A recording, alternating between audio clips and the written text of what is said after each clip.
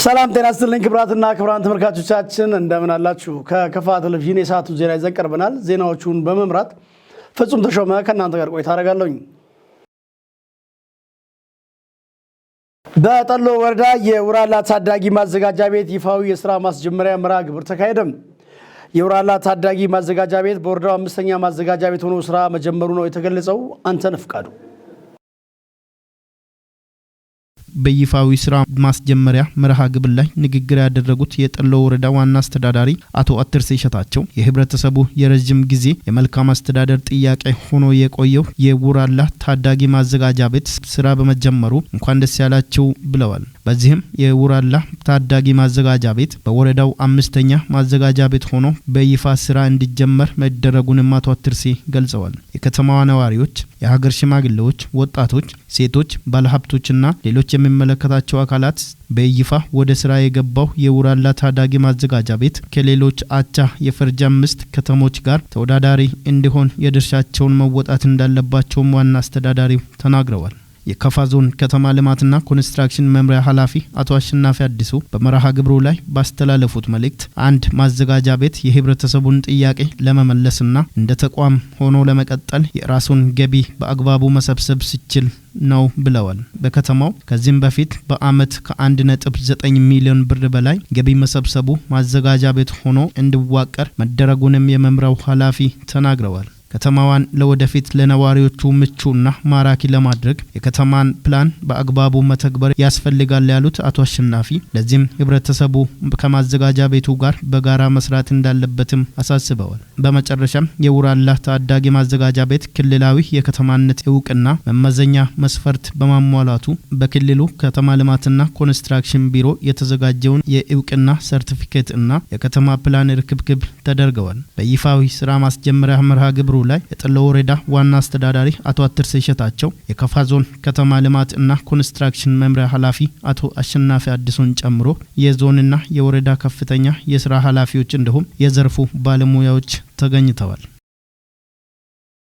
በክልሉ ከ8400 በላይ ተማሪዎች የምገባ አገልግሎት የሰጠ መሆኑን የደቡብ ምዕራብ ኢትዮጵያ ሕዝቦች ክልል ትምህርት ቢሮ አስታወቀም።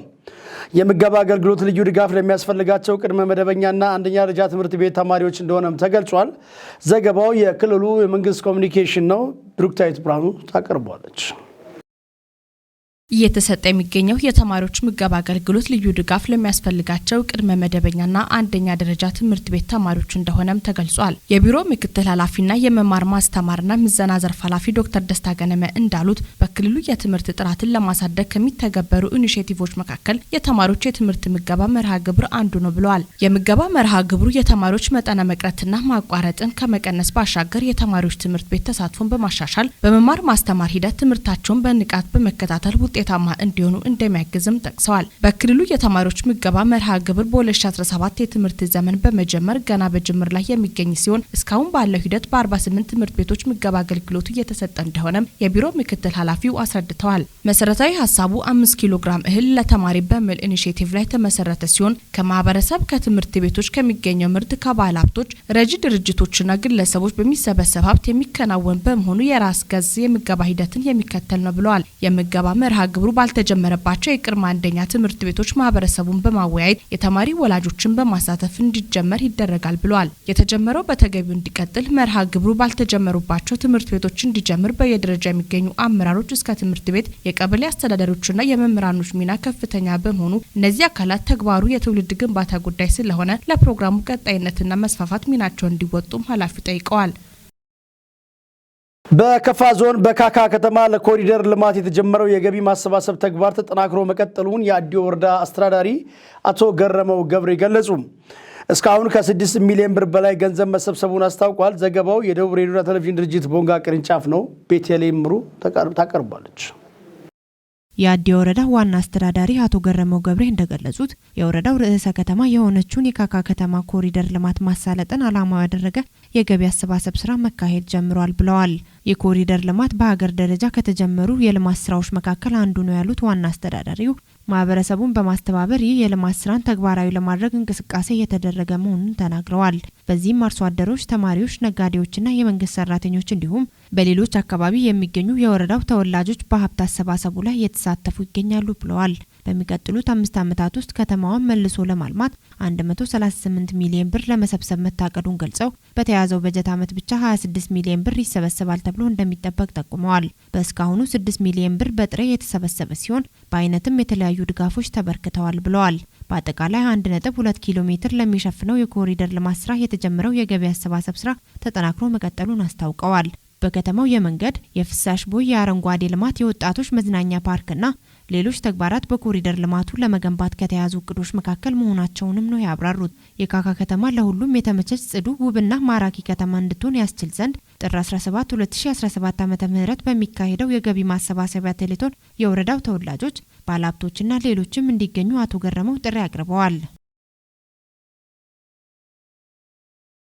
የደምና ህብረ ህዋስ ስርዓቱን ለማዘመን እየሰራ መሆኑን የጤና ሚኒስቴር አስታወቀም።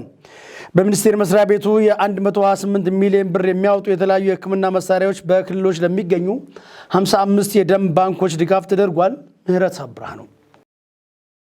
የጤና ሚኒስቴር ሚኒስትር ዶክተር መቅደስ ዳባ በርክክቡ ወቅት እንዳሉት የደምና ህብረ ህዋስ አገልግሎቱ በ2015 ዓ.ም ከአይን ባንክ ጋር ከተዋሃደ እንዲሁም በአዲሱ በጸደቀው የጤና አገልግሎት አስተዳደርና ቁጥጥር አዋጅ ቁጥር 1362/2017 መሰረት የተልእኮና የአደረጃጀት ለውጥ በማድረግ የአገልግሎትን አድማስ ይበልጥ በማስፋቱ ተቋሙን በደም በህብረ ህዋስና በአካል የማስተላለፍ ህክምናዎች ለማዘመን ስራዎችን እየሰራን እንገኛለን ብለዋል።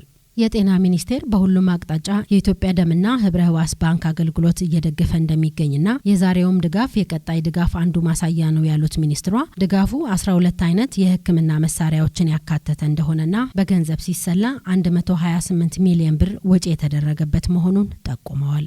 አንድም እናት በወሊድ ወቅት በደም እጥረት ህይወቷ እንዳያልፍ በሰው ሰራሽና በተፈጥሮ አደጋዎች አስተማማኝና ቀጣይነት ያለው የደም አቅርቦትን ለማረጋገጥ የህብረተሰቡ የበጎ ፈቃድ የደም ልገሳ ተሳትፎ ወሳኝ እንደሆነ የገለጹት ሚኒስትሯ በግልም ይሁን በማህበር ተደራጅተው ለደም ልገሳው ዘውትር ከፊት ለሚሰለፉ የበጎ ፈቃድ ደም ለጋሾች ምስጋናቸውን አቅርበዋል። የኢትዮጵያ ደምና ህብረ ህዋስ ባንክ አገልግሎት ዋና ዳይሬክተር ዶክተር አሸናፊ ታዘበው በበኩላቸው በደም አቅርቦት ስርዓት ውስጥ የህክምና መሳሪያዎች ሚናቸው ወሳኝ ቢሆንም በአገር ውስጥ የማይገኘው በግዢ ሂደትም ውስብስብ የጥራት ጉዳይ የሚታይባቸውና ከፍተኛ ሀብት የፈሰሰባቸው በመሆናቸው መሳሪያዎችን በአግባብና በጥንቃቄ ተጠቅመን አጠቃላይ የደም ስርዓታችንን ለማሻሻል ሁሉም በትኩረት ሊሰራ ይገባል ሲሉ ተናግረዋል። አሁን የተደረገው ድጋፍ የመጀመሪያ ዙር ሲሆን በቀጣይ ፍሪጆችና ሌሎች የህክምና መሳሪያዎች ግዢ ሂደት ላይ በመሆናቸው በሀገር ውስጥ እንደደረሱ የሚሰራጩ መሆኑን አክለው አገልግሎቱ አጠቃላይ የደምና ህብረ ህዋስ ስርዓቱን ለማዘመን የሚያደርገውን ጥረት አጠናክሮ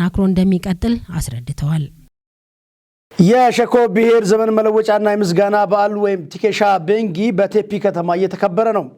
ቲኬሻ ቤንጊ የተዘራው እህል ከተፈጥሮ አደጋ ተጠብቆ በመድረሱ የተሰቀለው ቀፎ ወርዶ ምርት በመስጠቱና በአካባቢው ሰላም በመስፈኑ ለፈጣሪ ምስጋና የሚቀርብበት በዓል ነው።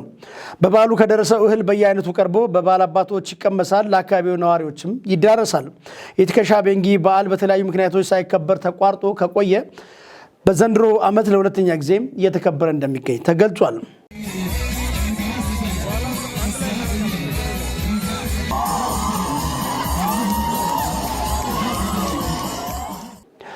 በዚሁ ዜና በቤንች ሸኮ ዞን በሸኮ ብሔር ዘንድ የሚከበረው የቲኬሻ ቤንጊ በዓል የምርት መሰብሰቢያ ወቅት መሰረት በማድረግ የግራዋ ዛፍ ሲያብብ ማር የሚቆረጥበት፣ የተጣላን በማስታረቅ ከተገኘው ምርት በአንድ ላይ ማዕድ በመቁረስ ፈጣሪ የሚመሰገንበት በዓል ነው ሲሉ የደቡብ ምዕራብ ኢትዮጵያ ሕዝቦች ክልላዊ መንግስት ርዕሰ መስተዳድር ዶክተር ኢንጂነር ነጋሽ ዋጌሾ ገልጸዋል። ቲኬሻ ቤንጊ ቀጣዩ ምርት የተሻለ እንዲሆንና መጪው ጊዜ ብሩህ እንዲሆን ፈጣሪ የሚለመንበት በዓል መሆኑን በመልእክታቸው አስተላልፈዋል። በዓሉ የሸኮ ብሔርና ብሔረሰብ አኗኗርና ባህል የሚገለጽበት፣ ትውልዱ የሸኮን ባህልና አኗኗር እንዲገነዘብ እድል የሚሰጥ፣ ባህሉ ይበልጥ እንዲለማና ለቱሪዝም መስህብነት እንዲሆን ከማድረግ አኳያም ፋይዳው ከፍ ያለ ስለመሆኑ ተናግረዋል። የሸኮ ብሔር ዘመን መለወጫ ወይም ቲኬሻ ቤንጊ መከበር አብሮነትን፣ ወንድማማችነትን ወይም እህትማማችነትን፣ መሳሰብን፣ ሰላምን፣ አርቆ አሳቢነትን ለባህል ልማትና እድገት የሚያበረክቱ አስተዋጽኦ እጅግ የላቀ በመሆኑ በመጠበቅና በመንከባከብ ትውልድ ተሻጋሪ እንዲሆን የክልሉ መንግስት ትኩረት አድርጎ ሊያለማ እንደሚገባም ገልጸዋል። በድጋሚ እንኳን ለሸኮ ብሔር ዘመን መለወጫ ወይም ቲኬሻ ቤንጊ በሰላም አደረሳችሁ ሲሉ ርዕሰ መስተዳድር ዶክተር ኢንጂነር ነጋሽ ዋጌሾ መልካም ምኞታቸውን ገልጸዋል።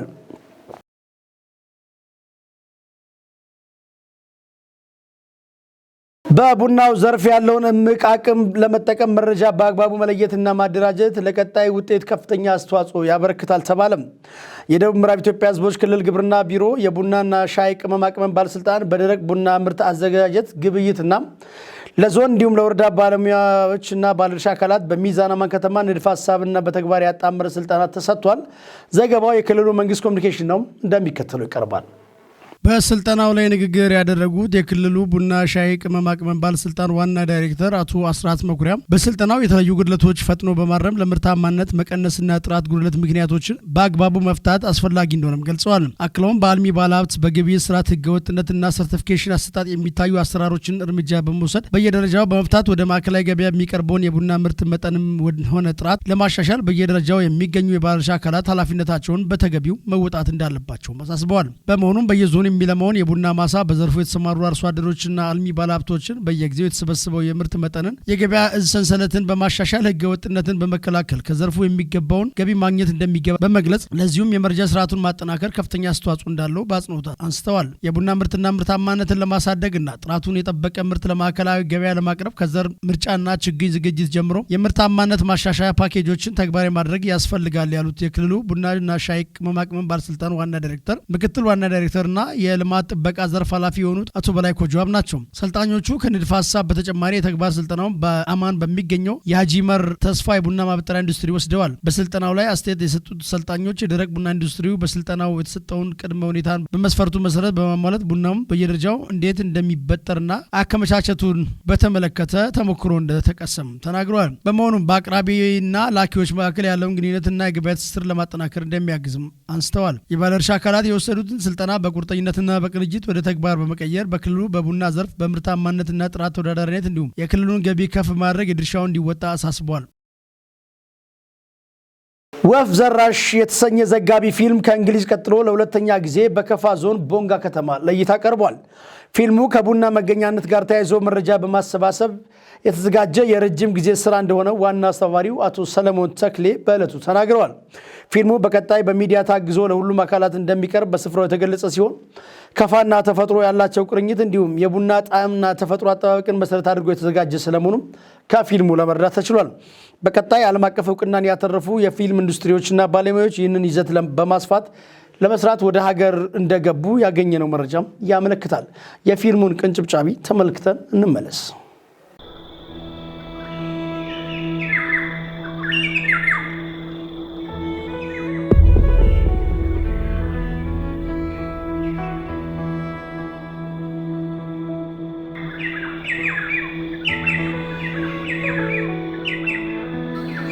bindet Italia beto tabin yani yani indibunyo indibunyo.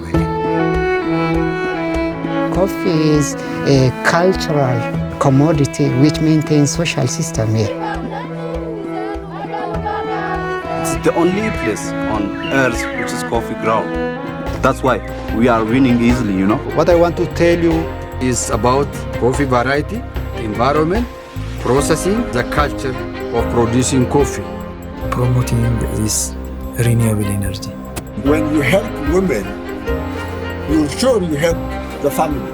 I don't want to be work seeker. I want to be work creator. Based African universities in natural resource management and conservation. In the forest, one cannot differentiate between coffee and bee. If I'm a coffee farmer, there should be a bee colony in my coffee farm. Survive our planet. Double loss. The bee's extinction. Coffee will be extinct. Governments, industries, they are not responsible for the nature. Monetary valuation of everything. It's not simple for the farmers to grow their own plants. Life becomes in question. Ethiopian coffee is not only for flavor and whatever. It is the gene pool for Coffea arabica globally.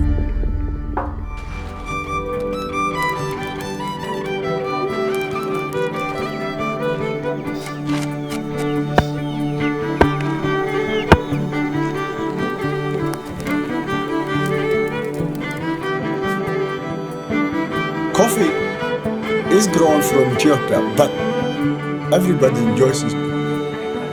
The whole world.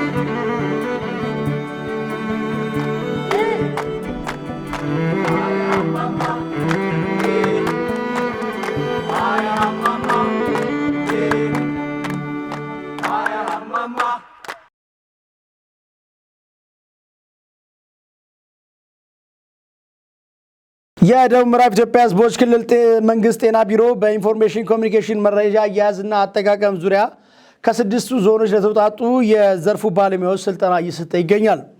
በክልሉ ጤና ቢሮ የጤና ኢንፎርሜሽን ኮሚኒኬሽን እና ቴክኖሎጂ ዳይሬክተር አቶ ኬሮ ቆጭቶ ሰልጣኞች የጤና ተቋማት ላይ በተለይ በኢንፎርሜሽን ኮሚኒኬሽን መረጃ አያያዝና አጠቃቀም ዙሪያ የሚታዩ ክፍተቶችን በማረም እንዲያግዝም ይረዳል ብለዋል። በላቸው በላይ ያዘጋጀውን ብሩክታይት ብራውት ታቀርባለች። በክልሉ ጤና ቢሮ የጤና ኢንፎርሜሽን ኮሚኒኬሽንና ቴክኖሎጂ ዳይሬክተር አቶ ከሮ ቆጭቶ ስልጠናው ሰልጣኞች የጤና ተቋማት ላይ በተለይ በኢንፎርሜሽን ኮሚኒኬሽን መረጃ አያያዝና አጠቃቀም ዙሪያ የሚታዩ ክፍተቶችን በማረም እንዲያግዙ ይረዳል ብለዋል። የዞኑ አይቲ ዳይሬክተር ውስጥ ያሉ ባለሙያዎች፣ ሁለተኛ የልማት እቅድ ዳይሬክተር ውስጥ ያሉ ባለሙያዎች ናቸው። ኮምፒውተርና ዲጂታል ዲቫይሶች ላይ ያለው ሜንቴናንስ ትራብልሹቲንግ አለ። ሁለተኛ የዲኤችኤስ2 ኦፍላይን ያው እንደምናውቀው ኦፍላይንና ኦንላይን የሚባል ሲስተም ነው የምንጠቀመው። ኔትወርክ ባልደረሰባቸው ቦታዎች ላይ ኦፍላይን ነው የምንጠቀመው። እሱን ጭኖ የሚያሳዩበት ችግሮችን የሚፈቱበት። ሁለተኛ ኢሰቻስ የሚባል ሲስተም አለ። ኢሰቻስ ደግሞ ትልቅ ሞጁል ነው። ያው የህብረተሰቡን ችግር የሚፈቱ ናቸው። ያንዳንዱ አገልግሎት የራሱን ዲጂታል አድርጎ የሚጠቀምበት ስለሆነ ሁለተኛ የጤና ጣቢያ ላይ እና ፕራይመሪ ሆስፒታሎች የምንጠቀማቸው ኤምሲኤስ ካታሎግ ሲስተም አለ። እሱን በጣም ያካተተ ናቸው። አድሬሰብል ነው። ያው መረጃው በመረጃ የታገዘ ወረቀት አልባ ለማድረግ ጥረት በመናደርገዎች ላይ ትልቅ ጉልህ ሚና የሚጫወቱ ሶፍትዌሮች ናቸው። የጤና መረጃዎችን በቴክኖሎጂ መሳሪያዎች በማዘመን ቀልጣፋ የጤና አሰራር ስርዓት ለማስፈን እየተሰራ መሆኑን ያነሱት ዳይሬክተሩ ስልጠናው ይህንን እንዲያግዝ ተብሎ መዘጋጀቱን አብራርተዋል። የሚሰጣቸውን አላማ አለ፣ ፕራክቲካል አለ፣ ቲዮሪ አለ። ራሳቸው መስሩበት እዚህ ጋር ፕራክቲካል የሚያሳዩበት አለ። ያለነው እንደሚታወቀው ላብ ነው። እሱን በደም አድርጎ ሰልጥነው መወጣት አለባቸው። ያን በያጨበጡ እውቀት ደግሞ ታች ወርዶ ሰልጣኞችን የወረዳዎችን ጤና ተቋማት፣ ጤና ጣቢያዎችን፣ ሆስፒታሎችን እና ጤና ኬላዎችን ማገዝ አለባቸው። የሚያግዙበት እውቀት ይዘው ነው የሚወዱት። በተለይ በቴክኖሎጂ መደገፍ ምንድነው ጥሩ የተቋማት አንደኛ ግለሰቦች የራሳቸውን መረጃ በራሳቸው የመረጃ ባለቤት ናቸው። ተቋማት የመረጃ ባለቤት ናቸው። ለምሳሌ አንድ ጤና ባለሙያ ጤና ተገልጋይ ሲመጣ የራሱ ፋይል፣ የራሱ ስም፣ የራሱ ሂስትሪ፣ የሕክምና ሂስትሪ የሚያዘው በሲስተም ላይ ነው። ያ ሲስተም በትክክል በቀላሉ ያለ እንግልቱ ራሳቸው ያለበት አድሬስ አድርገው የሚጠቀምበት ነው። ለዚህ የቴክኖሎጂን በተለይ የኳሊቲን ለማስጠበቅ ኮስት ኢፌክቲቭ ለመሆን ሁለተኛ ጊዜውን በአግባብ ለመጠቀም በጣም አጋዥ ናቸው። እኛ የምናወርዳቸው ስልጠናም ሆነ አሁን ተግባራዊ እያደረግን ያለው ሲስተሞች በሀገር ደረጃ የተያዘውን የዲጂታል ኢትዮጵያ ግብ ለማሳካት እንደ ቢሮ በጤና ተቋማት ደረጃ ተግባራዊ እየተደረጉ ባሉት የተለያዩ ሶፍትዌሮች ላይ በቂ ግንዛቤ መያዝ እንዲቻል የአቅም ግንባታ ስልጠናው አካል ስለመደረጉም ዳይሬክተሩ ገልጸዋል። ታወቆ የዲጂታል ኢትዮጵያ የሚል አላማን ያገነባ ነው። ያው ዲጂታል ኢትዮጵያ ስንል ያው ሀገራችን ኢትዮጵያ ዲጂታል ኢትዮጵያን እንደ አጀንዳ ሲትይዝ ያው እያንዳንዱ በየሴክተሩ ያለው በየተቋሙ ያለው ተግባራዊ ማድረግ አለበት። እንደምናውቀው ያው ዲጂታል ኢትዮጵያ የምናለው ዲጂታል ማለት ችግሩን የሚፈታ በመሆኑ መጠን ያው አሁን ዛሬ እኛ ያዘጋጀነው ስልጠና ለጤና ተቋማት በዞን ውስጥ ባሉ የጤና ባለሙያዎችና የአይቲ ባለሙያዎችና ልማት ባለሙያዎች ስልጠና አወርደነዋል። ይሄ ስልጠና ደግሞ ሁሉንም በታች ያወረናቸው ሶፍትዌሮች አሉ። ያው እንደምናውቀው በተለይ በሁሉም ክልል ባሉ ጤና ጣቢያዎችና የመጀመሪያ ደረጃ ሆስፒታሎች ላይ ኮምፒውተር አደረሰናል ከጤና ሚኒስቴር ጋር በመተባበር እነሱን ሁለተኛ በ20 ወረዳዎች ላይ ጀምረናል። በተለይ የኮሚኒቲ ቤዝድ የሆነ የህብረተሰብ ተኮር የሆነ አገልግሎት በጤና ግለሰቡ የራሱ መረጃ በራሱ የሚያገኝበት መሰን የሚያግዝ ቴክኖሎጂ አድረስናል። እሱን አድረስ የሚያደርግ ስልጠና ነው። ክቡራትና ክቡራን ተመልካቾች ከክፋት ቴሌቪዥን ለሰዓቱ ይዘን የቀረብናቸው ዜናዎች የተከታተላችኋቸውን ይመስላሉ። በቀሪው ከክፋት ቴሌቪዥን የሚቀርቡ ፕሮግራሞች እንድትከታተሉ የጋበዝኩ ለሸኮ ብሔር ተወላጆችና ለአካባቢው ነዋሪዎች መልካም የትኬሻ ቤንጊ በዓል እንዲሆን መልካም ምኞታችንን ከወዲሁ ለማድረስ እንወዳለን። ዜናዎቹን በመምራት ፍጹም ተሾመ ከእናንተ ጋር ቆይታ አድርጌያለሁ። ሰላም።